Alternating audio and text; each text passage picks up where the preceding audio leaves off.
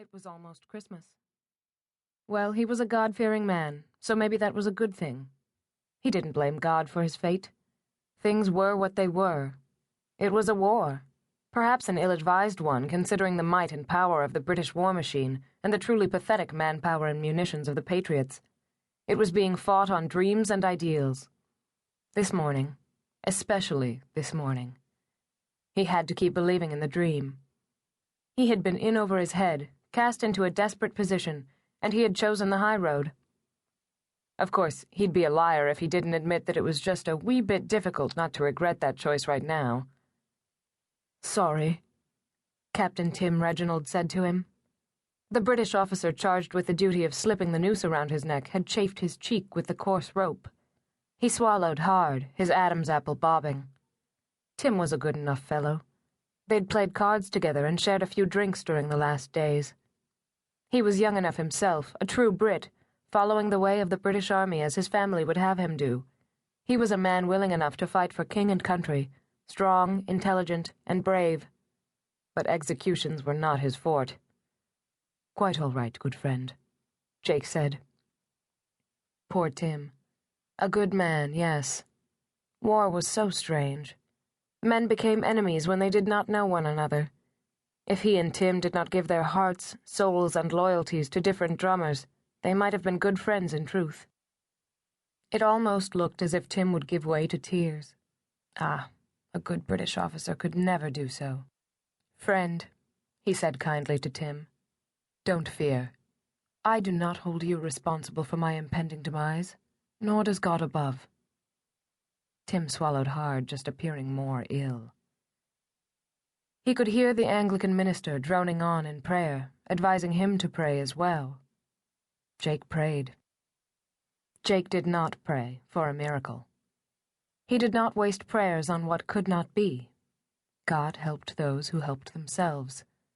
Therefore, there was just one prayer to make.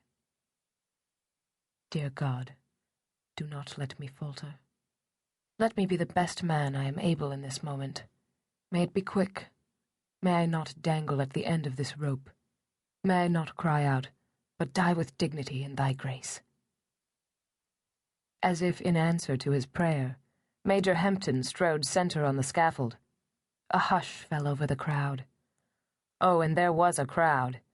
Church bells pealed because it was almost Christmas, and folks should have been home cooking and thanking the good Lord for their loved ones. But hell, Christmas or no, a good hanging was a good hanging. And in the sea of faces before him, there were those who cried, blessed lovely women with their tear-stained faces, those who rued his fate, those who believed in the sovereign rights of America, and of course, there were also those who thought he deserved his fate as a traitor against the mother country. Hempton was a puffed-up peacock of a man. His position in the army had been bought through family ties. He did well enough making the occupied city of New York bow to its knees. He could drink well and lock his jaw in silence when he realized his gambling losses, but he was not the kind of man that the British military hierarchy wanted in the field. "Good people of New York," Hempton announced, "you see before you a gift for this Christmas season, a traitor, a man who would cast you into years of want and death and hardship. You out there who might think to make such a treacherous move against your mother country and the goodness of King George, beware. This is the fate that will meet all traitors." Really, it did help that Hempton was just a pompous ass. He was little and therefore wore very high boots. He was balding, so he took elaborate care with his wigs. He had a huge gut from overindulgence in food and wine, and thus truly gave the impression of a lobster in his red uniform. At least his appearance made for a last amusement Jake could enjoy on Earth.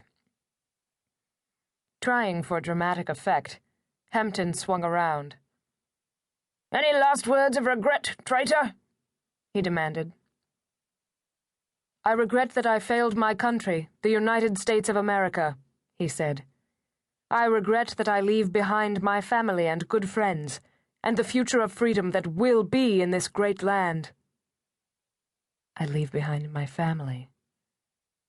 Suddenly, to his astonishment and dismay, his family, his adopted sister, was there before him. Serena. Sweet Serena, the little girl he had protected.